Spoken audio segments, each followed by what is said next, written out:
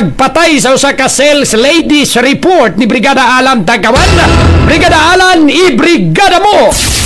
Brigada Live Report. Nagduda ang pamilya nga gilugos o gituok. Hinungdan nga namatay si Charina Relativo. Gumikan kay walay sapot tibuok lawas ug walay samad ang kalawasan nga nadiskubrihan sa giabangan nga lawak sa Sitio Laguna, Barangay Bulacau, Dakbayan sa Sugbo, alas 11 sa buntag Biyernes, Agosto 2, 2024. Ang biktima nga si Charina Relativo, 27 anyos, lumad nga taga Bulasa, Argao, Cebu. Dunay kaipon bago lang naabot sa nasod gikan sa Saudi Arabia ug usa ka buwan pa nga nagtrabaho sa usa ka dakong mall sa Dakbayan sa Sugbo. Base sa inisyal nga investigasyon sa Idayawan Police Station, nakit-an ang patayng lawas sa biktima human miadto sa iyang boarding house ang higala sa iyang live-in partner aron susihon kay wala na kini mo reply sa mga text messages.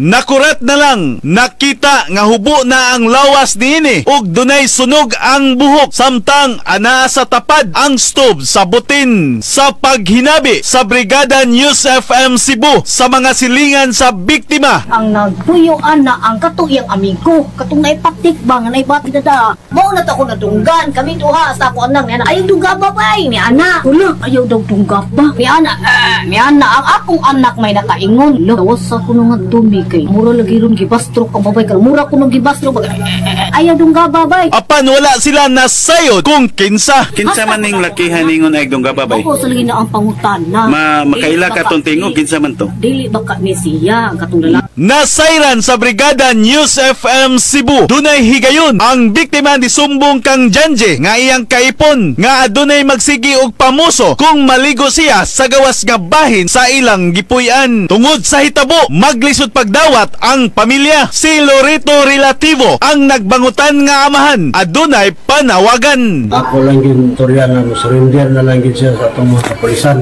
para manubag siya sa laon niyang gihimo para makabuot ang justisya sa kong anak nga iyang gipanalos tamasan. Bata pa taon kayo kong anak dagan paunta itong mayong ugma mabot yung kinabuhi nga iya lang gihimuan sa iyong konsensya ang tawag siya surrender siya sa mga kapulisan. Iyang gidaigsab ang paningkamot sa Inayawan Police Station.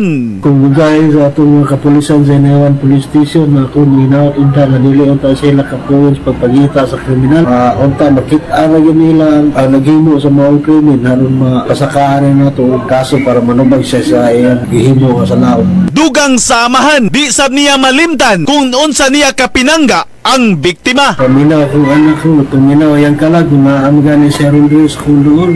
Kung mahimo, ayaw may sagdi mo, sulog kami ng kanan, nabahay may pirme, kung sa dito dawa sa tabo nimo. Napaubos na sa autopsiya ang lawas sa biktima. Kasamtangang gihaya ang patayng lawas sa biktima sa Bulasa, Argao. Padayon pa ang gihimong investigasyon sa kapulisan aron matino og kinsa ang responsable sa krimen. In the heart of changing life, ako si Brigada Alan Tangkawan sa 90.7 Brigada News FM Cebu, the Music and News Authority.